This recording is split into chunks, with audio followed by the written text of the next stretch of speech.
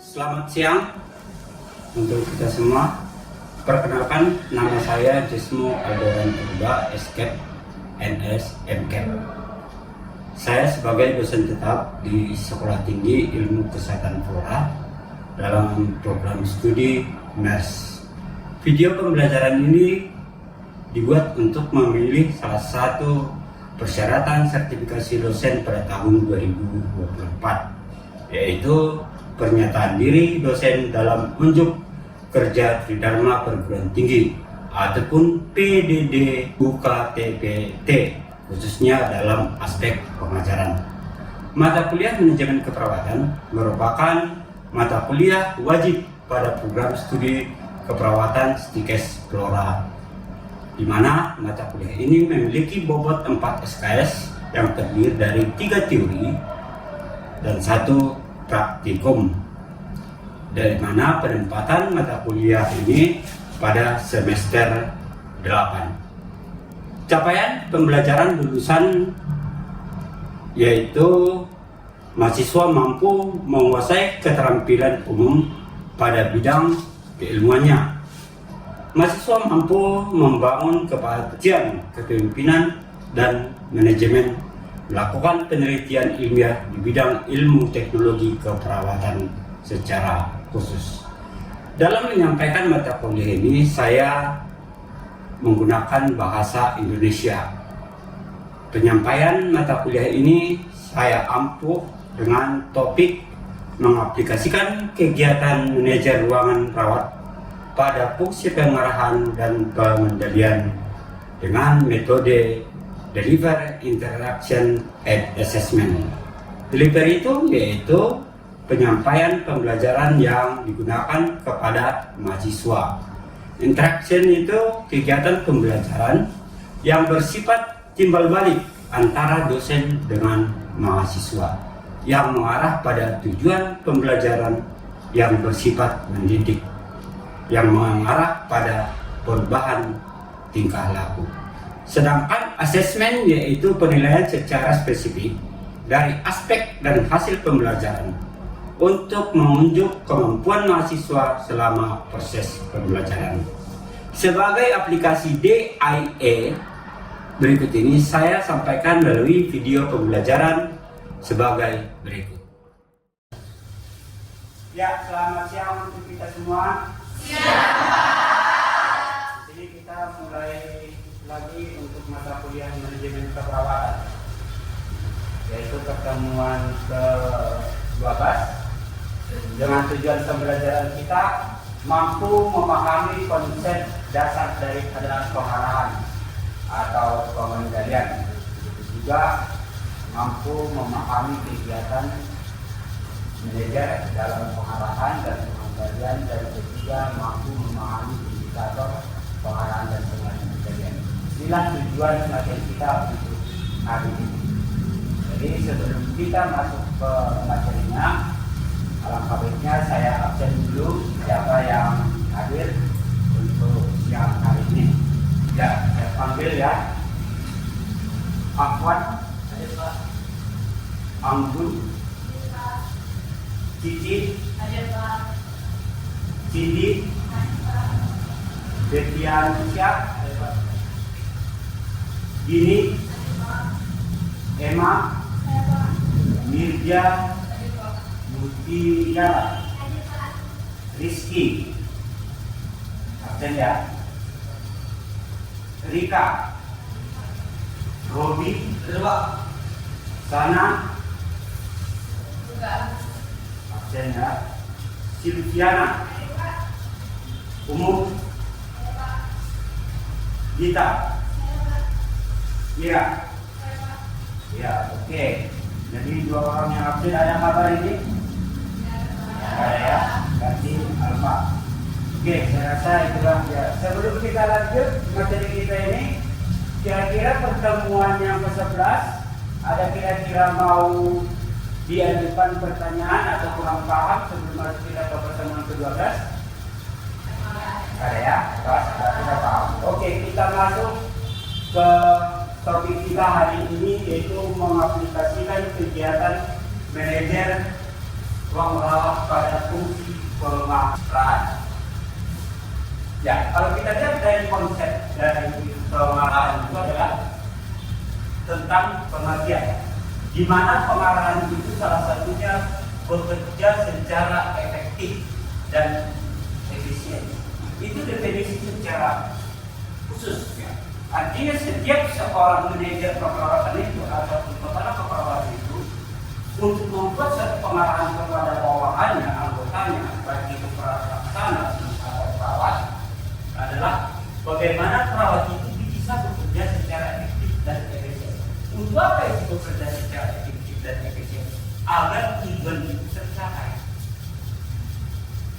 Dari apapun yang dilakukan seorang kepala bidang keperawatan itu secara khusus di rumah sakit adalah untuk mencapai tujuan. Apa yang mereka lakukan? Mungkin dalam memberikan pelayanan keperawatan yang lebih baik atau berkualitas atau bagaimana itu bisa tercapai? Bekerja secara efektif dan efisien.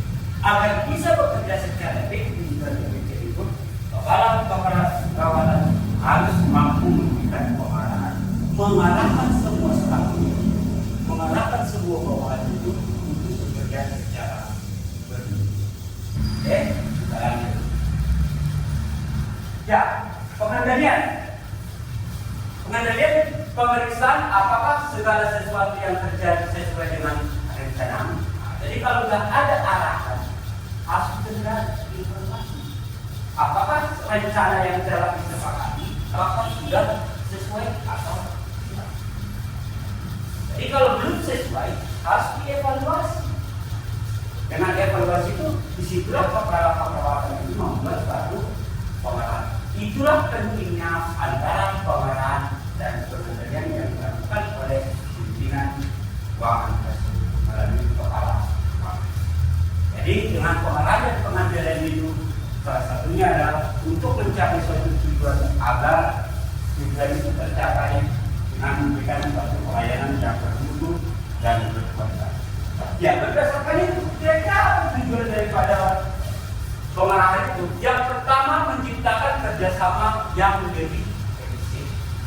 Coba kalau kita misalnya dalam satu kumpulan tanpa ada pengarahan, pasti anggota daripada kumpulan itu juga tidak bisa bekerja. Bahkan dia tidak tahu apa yang harus dikerjakan. Begitu halnya dengan di ruangan, dia harus menciptakan kerjasama yang lebih. Itulah satu yang harus dimiliki oleh seorang kepala ruangan, mampu mengkoordinir, mengorganisir agar staf-stafnya itu, perawat pelaksananya itu mampu untuk bekerja secara. Yang kedua, mengembangkan kemampuan dan keterampilan staf. Jadi kita sebagai kepala harus juga bisa memberikan suatu ilmu untuk menciptakan agar perawat itu bisa bekerja lebih efektif. Yaitu dengan kemampuan keterampilan yang lebih kuat. Makanya apa tuh sekali kita itu bisa memberikan suatu penjelasan ketika kita berhadapan dengan perawat pelaksana. Juga seorang kepala bukan hanya memberikan kekurangan daripada staf, tetapi kita juga harus bisa sebagai motivator atau bisa edukasi kepada pelaksana. Yang ketiga, mengubah rasa memiliki dan menyukai pekerjaan. Jadi kita itu jadi butuh juga namanya sudah butuh profesi kita. Kita itu juga harus mampu menghargai diri kita, menyukai. Kalau kita sendiri tidak menyukai daripada diri kita, fisik kita sendiri sebagai perawat, siapa lagi bisa menyukai? Yang keempat, menguasakan suara lingkungan kerja dapat meningkatkan motivasi dan kesenangan. Nah, jadi lingkungan itu pun harus kita perhatikan. Memang dalam dimensi untuk mengambil suatu keputusan itu pasti ada dilemanya. Ada orang bisa terima, yang lain mungkin tidak bisa terima. Dan itu harus mencari keputusan yang lebih efisien. Yang kelima, pengarahan bertujuan membuat organisasi berkembang lebih dinamis. Ini kalau kita lihat dari tujuan yang kelima, kita anggap bahwa itu adalah organisasi yang harus kita pertanggungjawabkan untuk merawat pasien itu, dan itu harus diciptakan secara lebih dinamis lagi. Ya, yang berikutnya apa prinsip daripada pengarahan? Ya, berdasarkan daripada rumus ada dibuat di situ di KW dan status. Ini mungkin sudah terbiasa ya. What, who, when, who, how, why, dan where. Yang pertama, apa yang harus dilakukan oleh perawat atau perawat maksudnya?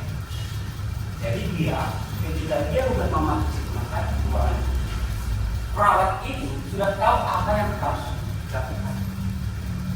Bagaimana dia bisa tahu? Itulah pengarahan itu kepada atau kepada wanita. Mereka sudah dijelaskan dulu kepada perawat itu apa yang harus dilakukan. Jangan kita hanya terus mengatur daripada perawat itu. Sebelum kita bekerja, kita diskusikan dulu apa yang harus dilakukan. Misalnya apa juga pasien, apa yang dibutuhkan pasien, perawatan apa yang harus dilakukan. Itu yang dikoordinir oleh seorang tidak perawat. Yang berikutnya, siapa yang melaksanakan suatu pekerjaan? Bukan orang lain, ya termasuk kita sendiri, termasuk kepada ruangannya. Jadi kepada ruangan bukan hanya membagi tugas kepada para pelaksana, tapi dia juga ikut bekerja sama dengan bawahannya agar bawahannya itu merasa dia diperhatikan dan diperhatikan. Jadi harus ada kerjasama. Jam berapa seharusnya dilakukan? Dan kita juga seorang perawat itu prinsip kita juga harus ada tepat waktu. Kita juga harus tepat waktu. Ya, baik itu dari pemberian obat, masuk jam kerja, atau tindakan-tindakan yang dilakukan oleh perawat sesuai dengan operan sewaktu kita dinas pagi misalnya kalau kita Sabtu Minggu sore. Ya, bagaimana cara mengerjakannya? Kenapa pekerjaan itu harus dilakukan? Dan di mana ruangan atau tempat masing-masing dalam pekerjaan itu harus juga dipahami oleh seorang perawat. Begitu juga kepada ruangan. Caranya mengerjakan, apakah dia itu misalnya mengerjakannya itu secara mandiri atau tim, dan itu harus dilakukan. Dan kalau misalnya kita harus koordinasikan juga siapa-siapa orang, sehingga ketika jumpa waktunya orang yang sudah diutus yang bertanggung jawab dalam hal ini sudah mengetahuinya. Ya, yang berikutnya prinsip pengendalian. Di sini ada 10 menggambarkan kegiatan sebenarnya melaporkan kesalahan dengan cepat. Jadi seorang perawat harus mampu kepala bidang keperawatan kepala bidang keperawatan dan keperawatan itu harus mampu menggambarkan kegiatan searti sebelum kita memberikan tugas atau menjalankan tugas, alat keperawatan itu harus bisa menggambarkan pekerjaan yang sebenarnya. Disitulah dia itu pengalaman. Kenapa begitu? Dia bisa dikendalikan. Kira-kira apa nanti kendala ketika kita menjalankan suatu tindakan itu? Jadi kalau misalnya waktu kita menjalankan tindakan ada kendala, sudah ada solusi yang harus kita buat atau kita laksanakan. Jadi pasien tidak termulai melaporkan kesalahan dengan tepat. Ya. Ini salah satu juga tugas seorang perawat pelaksana. Segala sesuatu tindakan yang kita lakukan kepada pasien itu harus kita laporkan kepada kepala ruangan dan didiskusikan apa permasalahannya. Jadi kita tidak mencari kesalahan, tapi mencari solusi. Itulah fungsi daripada kepala ruangan itu. Menunjukkan kesalahan pada hal-hal yang fix dan penting bersifat objektif. Jadi kita itu jangan menduga-duga, harus mengambil keputusan akibat data yang objektif. Yang berikutnya adalah bersifat ekonomis. Contoh, untuk merawat kita membutuhkan 2 korban, seharusnya hanya satu, juga dua atau tiga dengan keoplosan. Bisa merugikan pasien dan bisa merugikan dari pihak petani, bahkan tidak menunjukkan suatu teladan ketika seorang perawat dalam jalankan tugas. Ya, kegiatan manajer perawat pada fungsi pengarahan. Sebelum masuk ke PD, ada kira-kira mau didiskusikan? Silakan. Ya, silakan.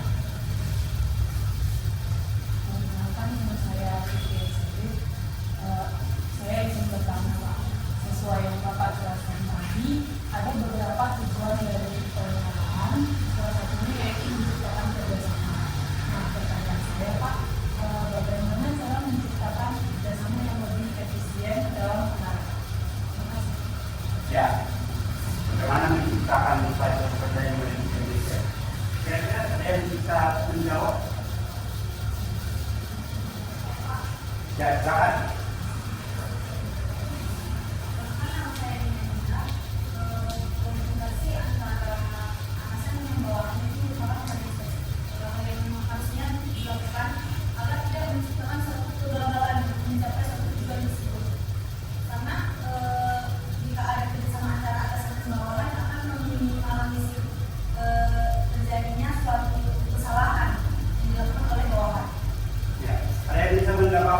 Jawaban bagus. Saya bisa menambah jawaban. Ada? Ya, itu jawaban yang bagus. Ya, jadi kalau kita menciptakan kerja yang lebih efisien itu yang tadi yang barusan kita jelaskan ya. Ya, oke, kita lanjut. Kegiatan manajer keperawatan pada fungsi pengarahan. Apa kegiatan yang utama? Yaitu tujuan pengarahan KMN. Tadi sesuai definisi sudah ada kita jelaskan apa juga sesuai dengan juga pertanyaan. Bagaimana menciptakan? Kita itu tidak perlu terlampau tinggi apa tujuan. Kita sederhana, tadi bisa kita jangkau. Yang jelas kita di tujuan itu bisa kita lakukan apa yang kita rencanakan itu juga. Yang berikutnya berikan prioritas utama kepada yang penting dan krusial. Dalam menjalankan tindakan keperawatan, kita harus memperhatikan mana yang urgent, mana yang penting. Yang berikutnya keempat, identifikasi tanggung jawab semua pekerja agar semua tetap bekerja dengan benar dan adil. Kadang ya apa? Kadang kita itu mengabaikan ini. Sekarang staf itu ada tingkat kecenderungan dengan staf yang lain. Misalnya kalau saya kepala keperawatan, saya suka sama ini ada saya bersihkan dengan untuk teori ini itu harus disamakan, tidak ada perbedaan ya, biar semua pekerja itu atau perasaan itu sama-sama untuk di atas lain.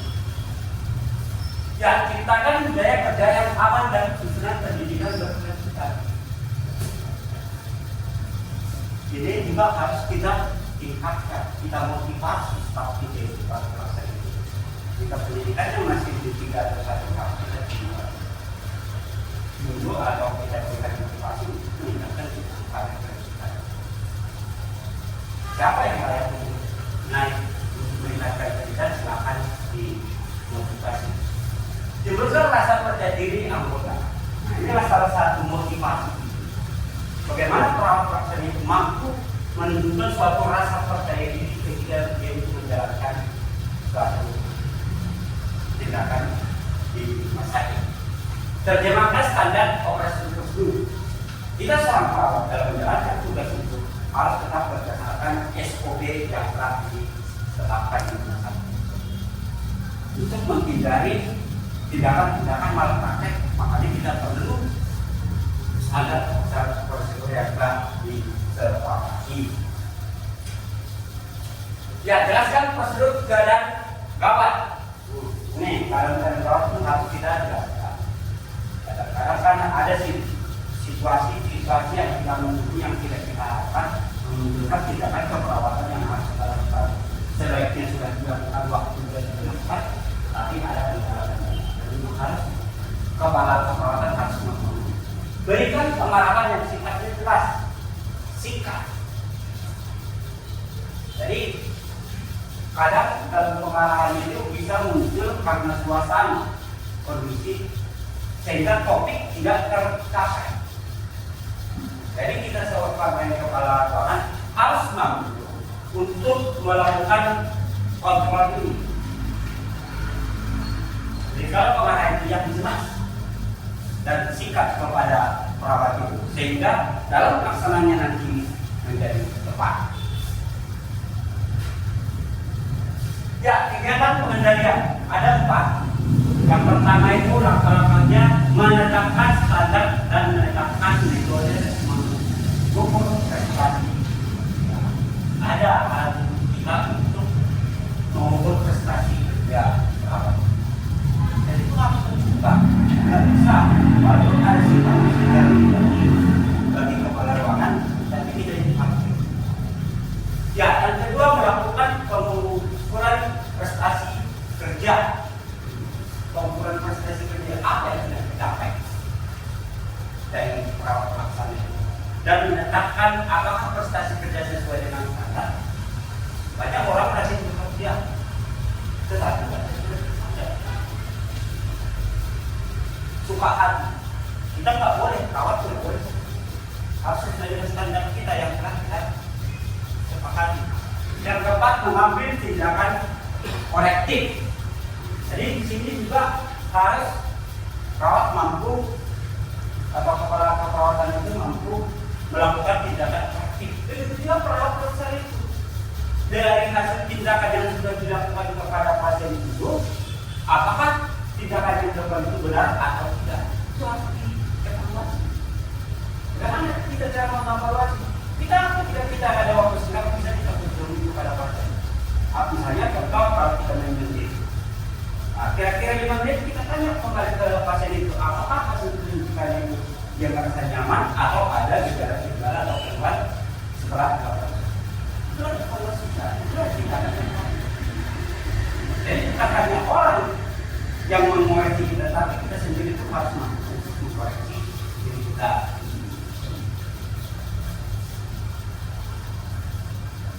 Ya, indikator pengalaman yang baik dan indikator pengendalian mutu buat perawatan. Yang pertama keterbukaan dan kedua kepercayaan. Ini tadi kita singgung juga keterbukaan.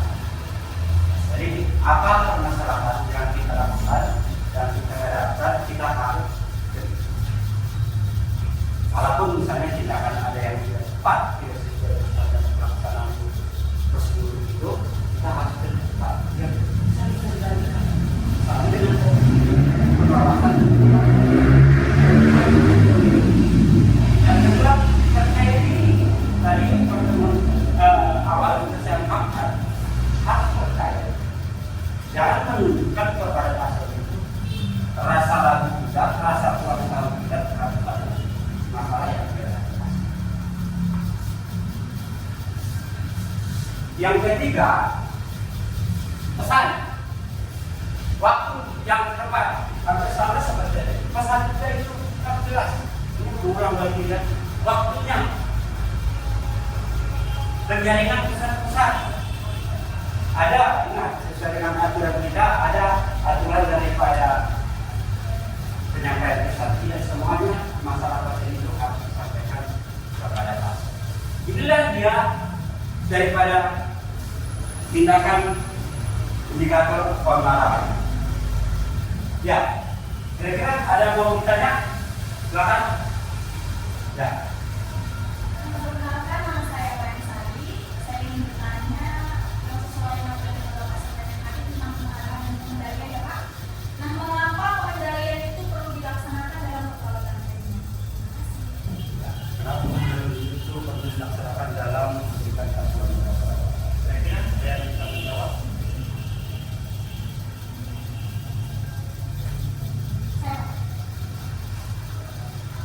Saya akan menjawab pertanyaan dari pertanyaan.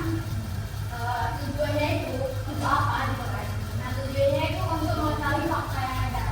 Dan jadi jika terjadi tren dan isu, itu bisa langsung diatasi dengan cara diskusi atau duduk bersama. Ya, belah ya. Jadi dari pertemuan kita itu Kira-kira apa kesimpulan daripada materi ini? Ya, silakan. Perkenalkan, saya Widi Fatayla. Menurut saya kesimpulan materi kita hari ini, pengarahan itu suatu hubungan antar manusia dengan berpendidikan yang saling mengikat, di mana para bawahan itu diminta untuk mengembangkan tenaganya untuk bekerja mencapai tujuan suatu organisasi. Nah, pengendalian itu adalah suatu proses yang dilakukan untuk melihat apakah aktivitas yang direncanakan sesuai dengan yang direncanakan sebelumnya untuk menjamin mutu dan evaluasi kinerja. Ya, kesimpulan yang bagus. Kesimpulan daripada materi kita ini, ya untuk itu saya tambahkan kesimpulan yang berikutnya. Untuk pengendalian itu perlu ada rumus 5W dan 1. Saya rasa sekian untuk pertemuan kita siang hari ini. Saya ucapkan terima kasih. Kita lanjutkan pertemuan berikutnya pada hari dan waktu yang sama. Saya ucapkan terima kasih.